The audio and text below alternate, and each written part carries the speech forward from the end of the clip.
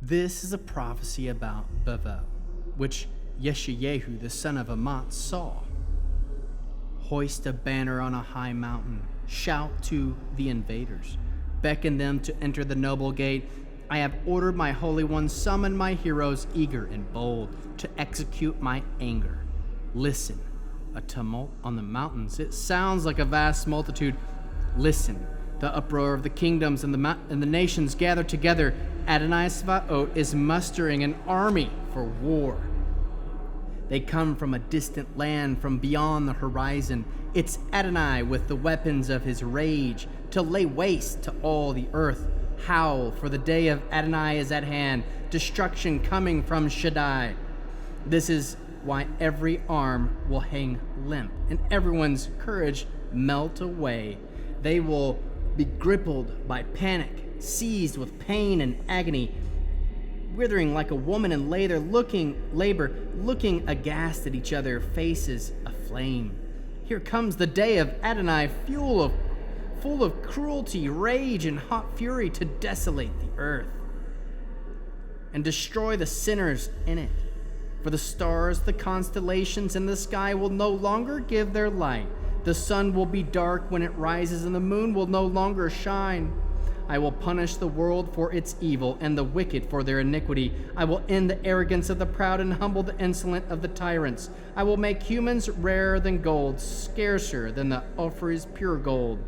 This is why I will make the heavens tremble and the earth will be shaken from its place.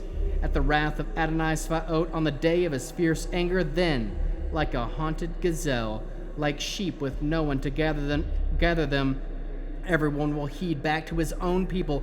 Everyone will flee to his own land.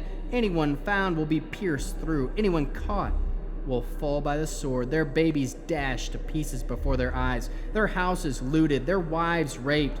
I will stir up against them the Medes, who cannot be tempted by silver or bought off with gold.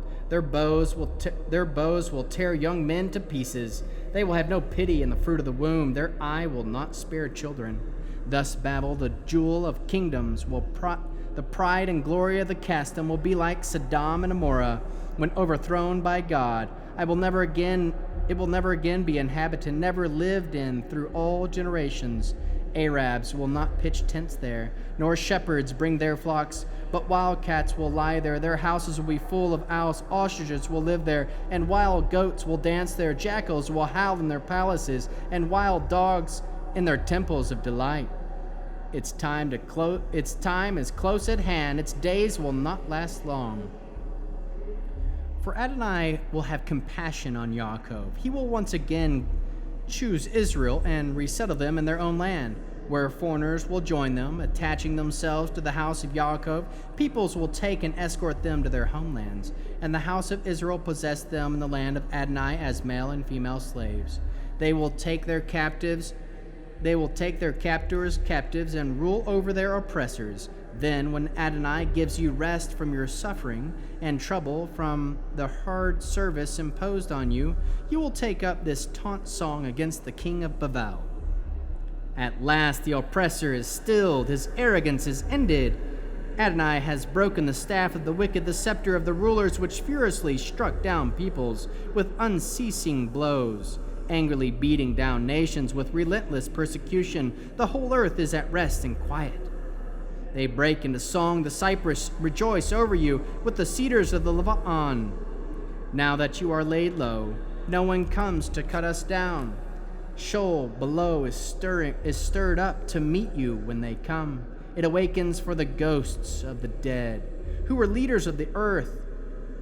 It makes all the kings of the nations arise from their thrones. They all greet you with these words: now you are as weak as we are, and you have become like us. Your pride has been brought down to Sheol, and the music of your lyres under you a mattress of maggots, over you a blanket of worms.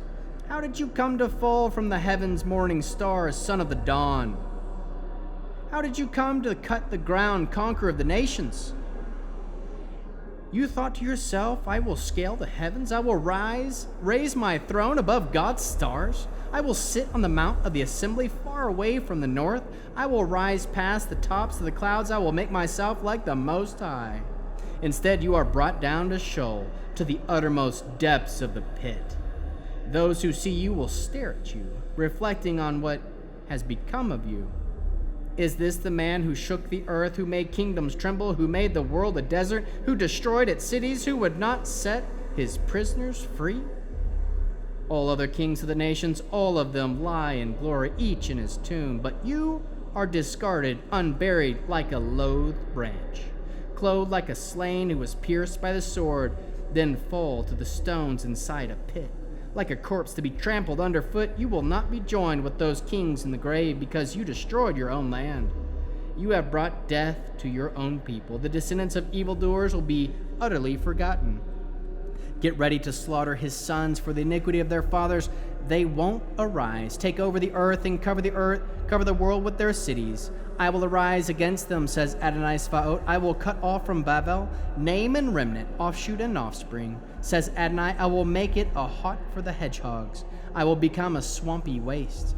I will sweep it with the broom of destruction, says Adonai Svaot. Adonai Svaot has sworn, just as I thought it would occur. Just as I planned it, so it will be. I will break Ashur in my land. I will trample down his own mount. I will trample down on my mountains. Then his yoke will fall off them, his burden be removed from their shoulders. This is the program plan from all the earth. This is the hand outstretched over all the nations. Adonai Svaot has made his decision. Who is there that can stop him? He has stretched out his hand. Who can turn it back? And the year that the king Akaz died, this prophecy came. Do not rejoice, Pleshet, any of you, that the rod which struck you is broken. For out of the snake's root will come a viper, and his offspring will be a fiery serpent. While the firstborn of the poor graze, and the needy lie down in safety, I will cut off your root from famine and slaughter the rest of you. Howl, gate, city, cry, melt away, Pleshet, all of you. For a smoke is coming from the north, and not a strangler in its ranks. And what is one to answer the message of the nation? That Adonai founded Zion, and there the poor of his people will find refuge. This is the prophecy of Moab. The ninth Ar is sacked, Moab is ruined. The ninth Kir is sacked, Moab is ruined. He went up to the temple, to Dibon, to the high places to weep. To Nevo, Medva, Moab is howling. Every head shaved bald, every beard cut off. In the streets they wear sackcloth. On their roofs in their squares, everyone howls and weeps profusely. Heshbon and Eli cry out. They are heard as far as Yatz. Moab's best troops cry aloud, and their courage faints away. My heart cries out for Moab. Its fugitives flee to Jor. A calf 3 years old, they ascend the slope of Luchet, weeping as they go on their way to Horonaim. They utter heart-trending cries. The waters of Nimrim are desolate. The grass is dried up. The new growth fails. Nothing green is left. Therefore, they carry away their wealth, everything they have put aside, across the valley of the willows. For the cry has circulated throughout Moab's territory, and its howling has reached Ephraim. Its howling has reached Beer Elim. For the waters of Dimon full of blood. Yet I have worse in store for Dimon, a lion for those who escape Moab, and for those who remain in its land.